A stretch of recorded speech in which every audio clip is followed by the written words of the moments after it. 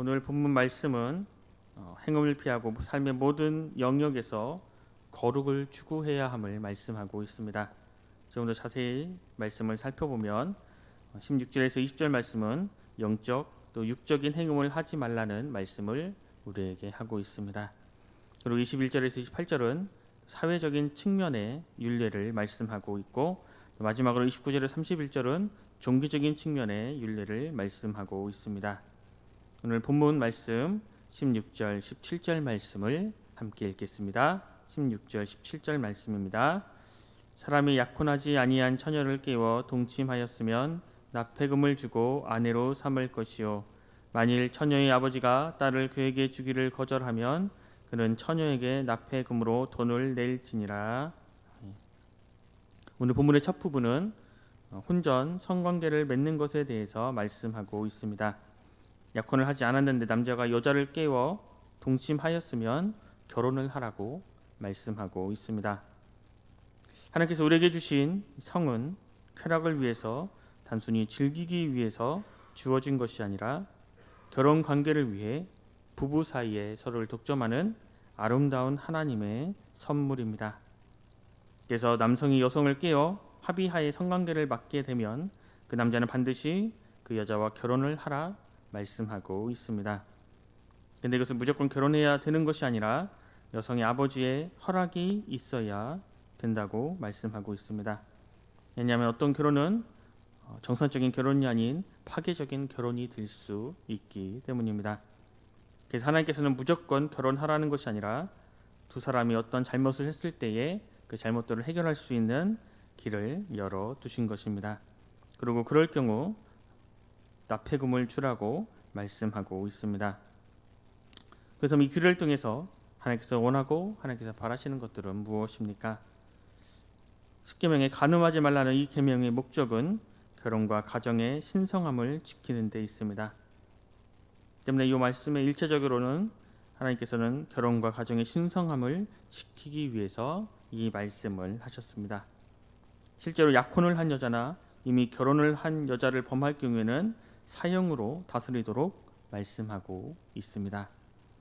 그러한 간음은 하나님께서 정하신 결혼의 신성함은 물론이고 인간 사회 근간인 가정을 파괴하는 것이기에 엄히 처벌을 명하신 것입니다.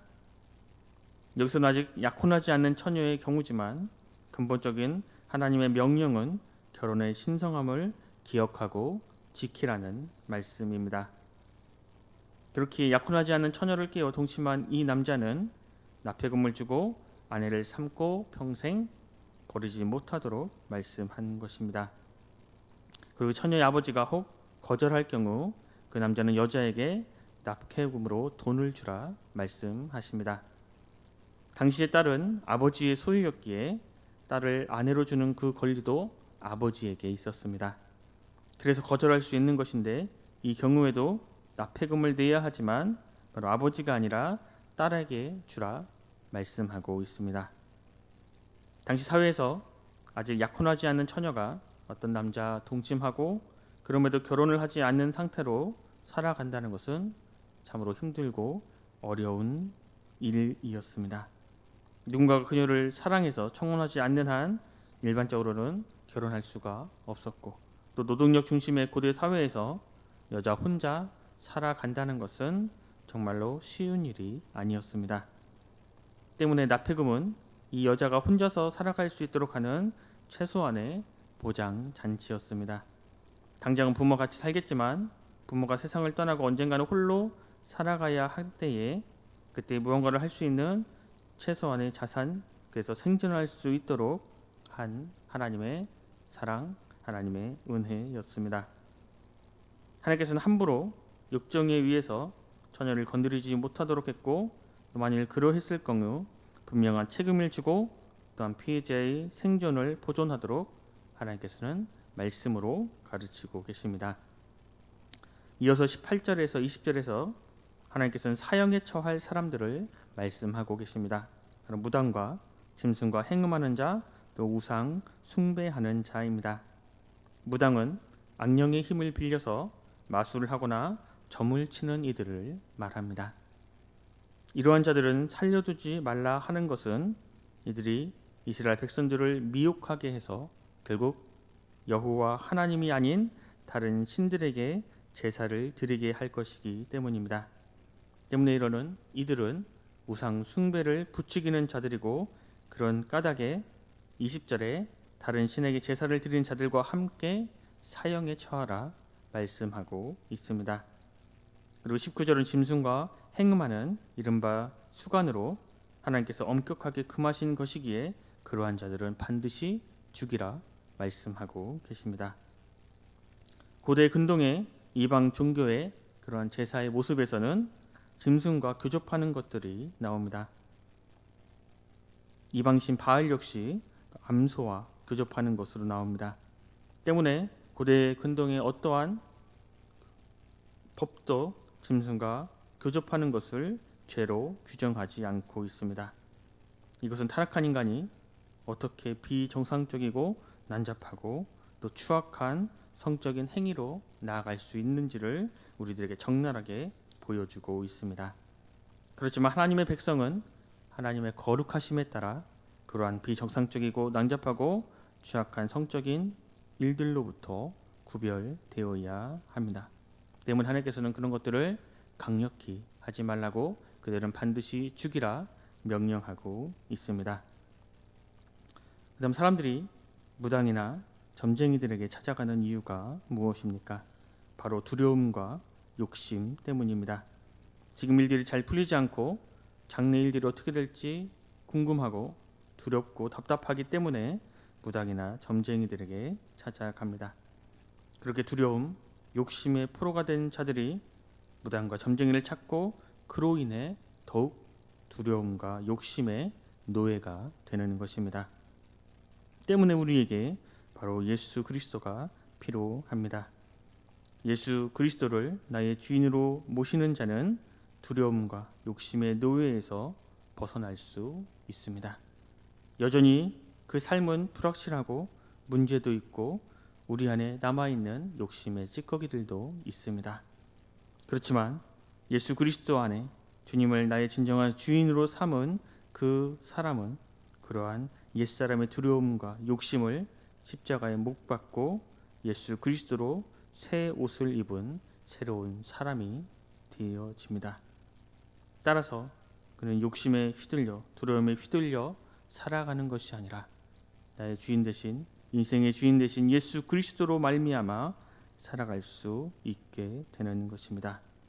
그래서 날마다 십자가 앞에 나아가 그러한 옛 사람, 옛 모습은 예수 그리스도와 함께 십자가에 못 박고 이제 그리스도로 새 옷을 입은 새로운 신분으로 거듭난 새 사람이 되었음을 확인해야 합니다. 이것이 나는 죽고 예수로 사는 사람이 되는 것입니다. 그렇게 나는 죽고 예수로 사는 사람이 되었을 때에 우리는 모든 두려움과 욕심으로부터 안전할 수 있고 또 주님과 동행하는 삶을 살아갈 수 있는 것입니다. 이어서 21절에서 27절 말씀은 가난한 자에 대한 관심과 또 구체적인 이웃사랑에 대한 율례가 기록되어 있습니다. 여기서 말하는 나그네, 과부, 고아는 모두 사회적인 약자입니다. 하나님께서는 이스라엘 백성 너희가 약자였기에 너희를 돌본 하나님의 그러한 사랑, 하나님의 정신을 통해 그러한 약자를 보호하라고 명령하고 있습니다. 이렇게 나그네, 과부, 고아에 대한 율례는 매우 엄중했습니다. 그래서 만약 그들을 학대하고 고통을 준다면 그 부르짖음을 듣고 하나님께서는 맹렬한 진노로 너희를 멸해 너희 아내는 과부가 되고 너희의 자녀는 고아가 되리라 말씀하십니다. 또 가난한 이들에게 생계를 위해서 어쩔 수 없이 돈을 빌리게 될 경우 결코 이자를 받지 말 것을 말씀하고 있습니다. 고대 근동의 다른 나라들은 그 이자율이 많이 높았습니다. 적게는 20%에서 많게는 50%에 가나는 이자를 받았습니다. 그래서 가난한 자들이 이자를 못 내 노예가 되는 경우가 참으로 많았습니다.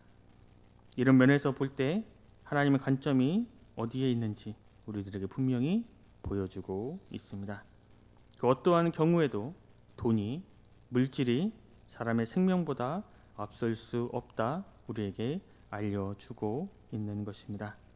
그리고 가난한 이들에게 이자를 받는 그 행위는 가난한 자들의 목숨을 빼앗는 것과 같은 악행임을 말씀하고 있는 것입니다. 이와 함께 가난한 자의 옷을 담보로 잡으면 해가 지기 전에 돌려주라 말씀하고 있습니다. 가난한 사람에게는 몸 전체를 덮을 수 있는 그 커다란 옷이 그의 유일한 재산일 뿐만 아니라 밤에는 덮고 잘 담요에 해당합니다. 만약 그러한 옷이 없다면 일교차가 심한 근동에서는 그의 생존을 위협할 수 있기 때문입니다.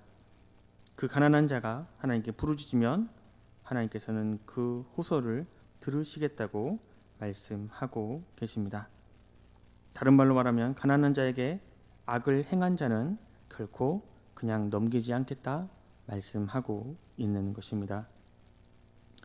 이것이 십계명 중에 정확히 어느 계명에 속한지는 분명히 않지만 사회적 약자에 대한 의무를 다하지 않았을 때의 대가는 오히려 십계명을 어겼을 때 그 이상으로 치명적이고 엄중한 처벌로 내려집니다.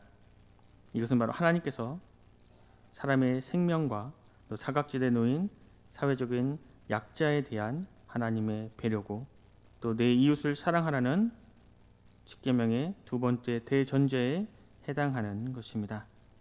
그래서 우리가 사랑하고 우리가 섬겨야 할 대상은 단순히 나의 이웃을, 나의 형제를 넘어 이 땅에서 힘들고 어렵게 사랑하는 사회적 약자를 너희의 이웃으로 삼아 그들을 도우라 분명히 말씀하고 있는 것입니다.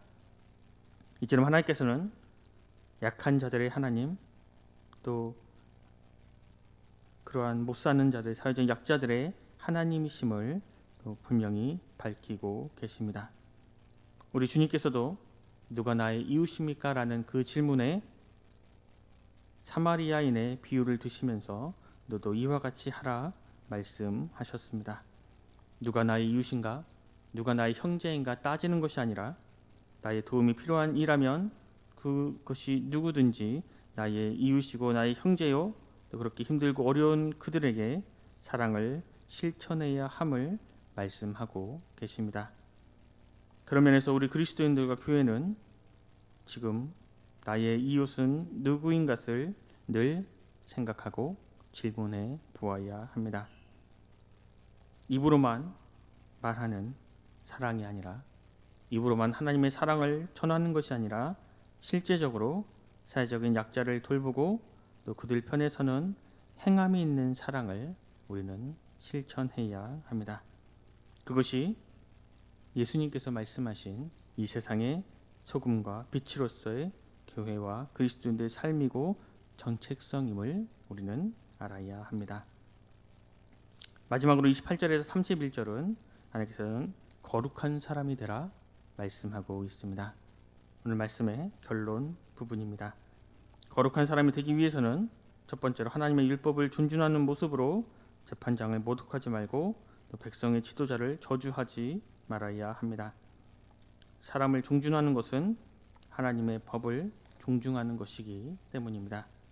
두 번째로 처음 주신 것을 하나님께 기쁨으로 드리라 말씀하십니다. 출애굽한 이스라엘 백성들은 유월절을 통해서 처음 것의 의미를 알았습니다.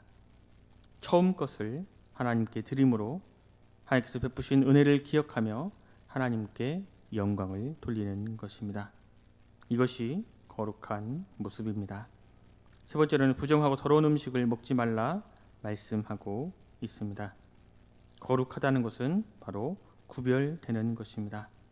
하나님의 백성으로 구별된 삶을 요구하시는 것이 우리의 삶 속에서 순종함으로 드러나야 합니다.